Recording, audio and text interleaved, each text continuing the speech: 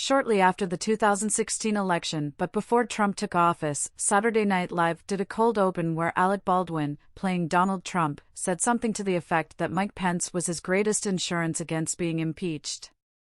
I hope everyone has noticed by now how poorly that joke has aged. First, there's the obvious: Trump was impeached twice. Second, there's the equally obvious: Pence would have made a far less damaging president than Trump.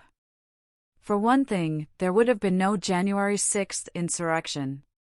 For another, there probably would have been no deadly performative outrage about COVID-19, the wearing of masks and the efficacy of vaccines, and a few other things. Pence would have been a disaster in many ways, of course, but he would never have been as bad as Trump.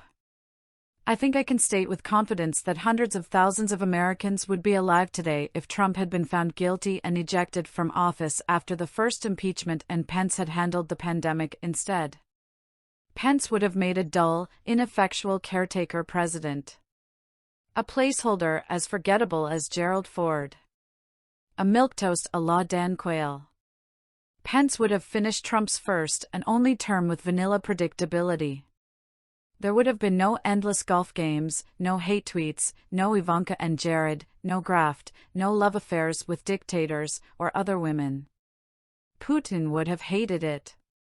We have seen how Pence's attitude towards Trump has shifted now that he's no longer beholden to him. Pence already lost the ultra-mega crowd for all time by refusing to attempt to decertify the 2020 election when he had the chance. So he has nothing to lose by saying what he said on Saturday.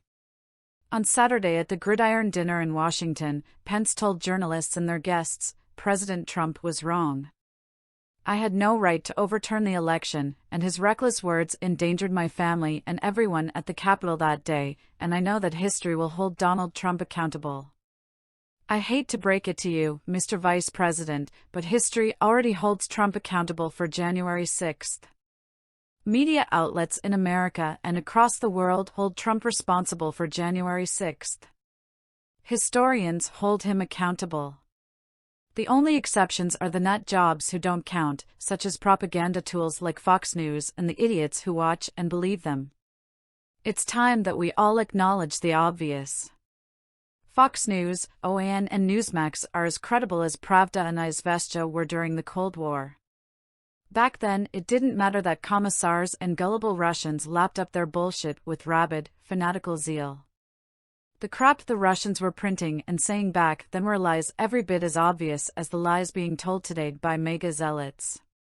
The fact that Pence can now speak freely about what he really thinks is proof that Trump is slowly losing his grip on power. Pence can get away with a certain Gorbachev-like frankness because it's possible to speak plainly and survive. The political backlash is no longer instantly deadly. What happened that day was a disgrace, Pence told the Gridiron audience.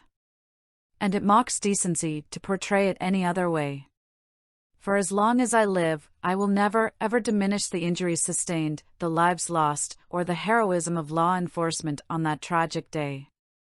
With those words, Pence has drawn his line in the sand, and he's hoping he can use his position as a springboard to win the 2024 Republican nomination for president. Pence is gambling that he will attract enough undeclared voters, moderate Republicans, and even the odd megahead who will begrudgingly vote for him anyway, to win the nomination and possibly the presidency.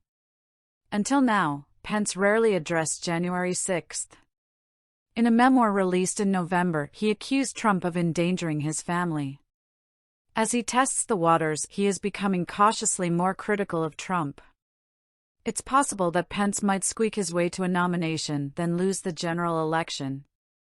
That might be what the Republican Party needs in order to drag it back from the brink of fanaticism. Surely by now Republican Party bosses must know, even if they're afraid to admit it, that Trump has proven to be death at the polls every single time.